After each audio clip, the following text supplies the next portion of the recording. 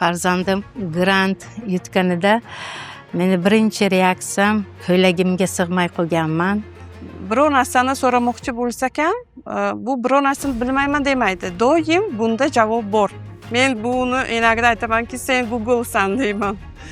Hamma savolga javob beradi, doim. Farzandim kelajagini o'g'limni doim oq xalatda tasavvur qilganman. Bundan keyin ham mana shunaqa chiroyli professor, akademik unvonlarni olishini xohlayman o'g'limni. Farzandim grant yutganida shu yoshlar markazida taqdirlashdi. Uni eng oxirgi bo'lib to chaqirguncha men yig'lavordim o'sha yerda. Birinchi kirganimdan o'zi universitet yoqdi hisobi desam ham bo'ladi. Juda ham chiroyli bino, yorug', o'quv zallari, mana kutubxonalar ajoyib, juda ham chiroyli ekan. Shulari juda ham yoqdi. Menimcha eng yaxshi, eng zo'r imkoniyatlar shu universitetda bo'lsa kerak.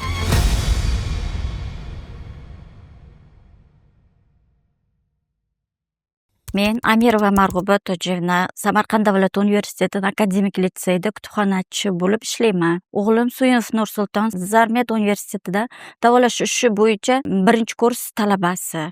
Men Gulchehra Saidova 16-davlat maktabgacha ta'lim tashkilotida tarbiyachi bo'lib ishlayman. Farzandim Narziyeva Aziza Zarmet universitetining birinchi kurs talabasi. Men Nizamova Go'zal Ahtamovna uy bekasiman. O'g'lim Ulmasov Timurjon Shohdavlatovich shu Zarmet universiteti 3-kurs talabasi, davolash ishi yo'nalishi bo'yicha o'qiydi.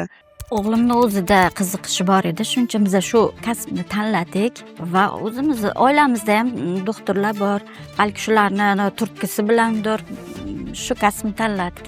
Mani fikrimcha, birinchi farzandimni shu yerni tanlashdan avvalo Zarmet universitetini zamonaviy bino talablarga javob beradi. Xalqlar orasida eshitdik, Zarmet universitetida juda ham malakali, tajribali ustozlar ishlaydi. Shu xalq orasidan eshitib, men qizimni shu yerda o'zi xohladi, shu yerda o'qishni. Shuning uchun shu yerda qo'ydik, o'qiyapti.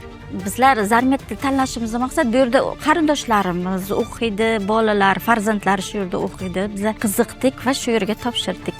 Zarmet universitetining shart-sharoitlari bizga ma'qul kelgani uchun shu yerni biz tanladik.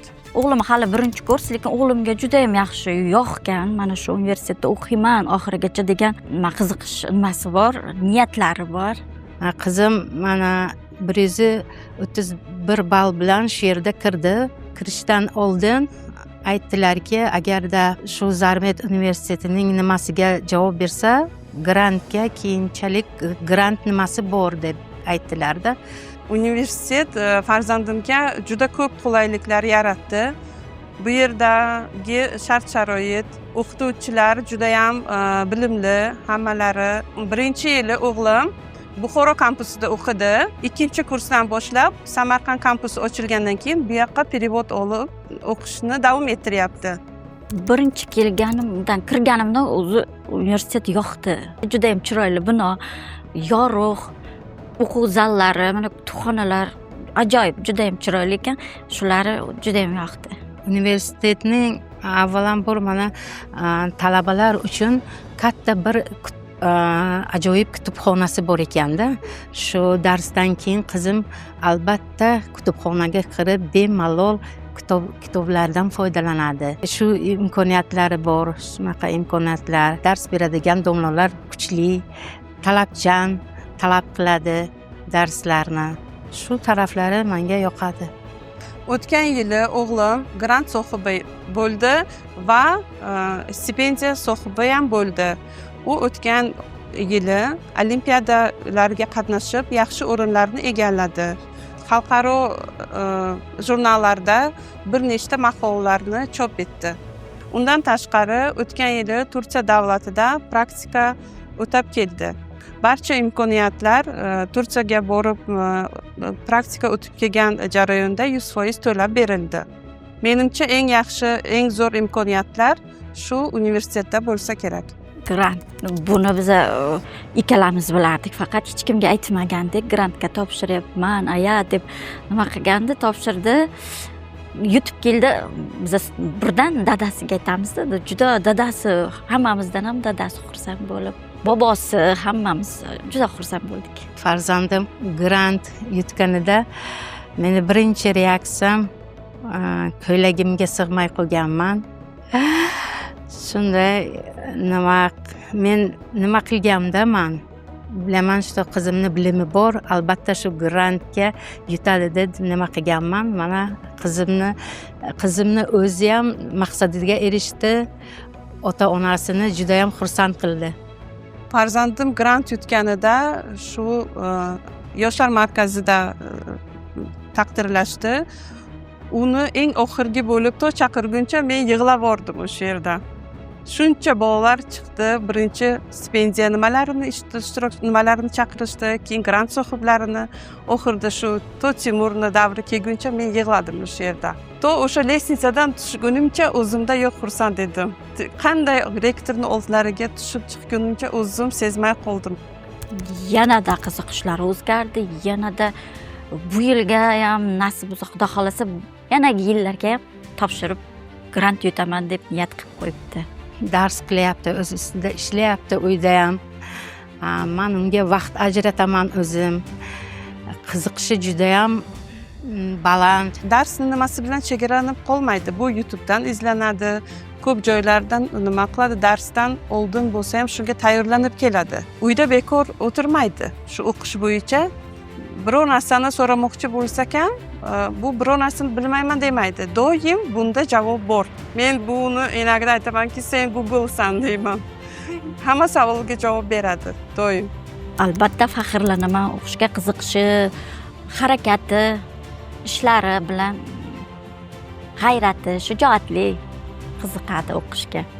Albatta faxrlanaman. Bitta Timur bilan emas, ikkinchi kursda yana bitta qizim o'qiydi. U bilan ham faxrlanaman, o'g'lim bilan ham. Bu Timur 3-kurs, Parizod 2-kurs. Farzandingizdan faxrlanasizmi? Faxrlanaman albatta.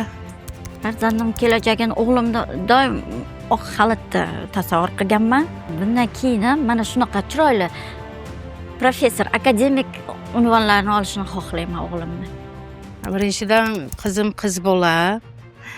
Uyda darsdan keyin borsa agar, men unga albatta birinchi so'rayman, bugun kuning qanday o'tdi, qanday yangiliklarni bilib olding deb so'rayman. Bu aytib beradi. Men ham o'zim xursand bo'lamanki, shunday bizni O'zbekistonimizda ham mana shunaqa universitetlar, mana shunaqa domlalar dars berar ekan. Men xursandman, avvalambor qizimdan ham xursandman.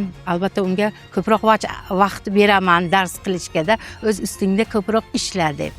O'qishi davomida men hattoki ishdan chiqqanman.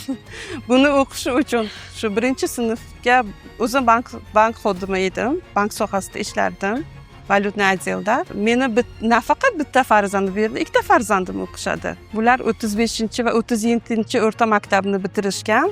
U yerda ham shu spets sinflarda o'qib kelishgan. Men bular uchun hattoki ishdan chiqqanman. Kardiolog bo'lmoqchi. Hal endi tanlash yo'lini o'zi ko'radi, lekin mana shunaqa niyatlari bor. Bilaman, maqsadlarini har kuni aytadi.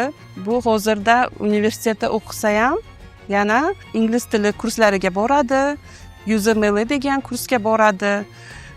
Ikki xil yo'nalishda yana o'qiyapti. Bundan tashqari ingliz tilida meditsina sohasini o'qiyapti. Hozirgi paytda ota-onalar juda hammasi farzandini o'qishini xohlaydi va men shunga maslahat berardimki, mana shunaqa zamonaviy, chiroyli binolarda, mana shunaqa qulayliklarda o'qitishlarini tavsiya qilaman. Universitetga katta minnatdorchiliklarimni bildiraman. Rahmat barcha jamoalariga, o'qituvchilarga, o'g'limning kasbdosh, kursdoshlar hammalariga omad tilayman.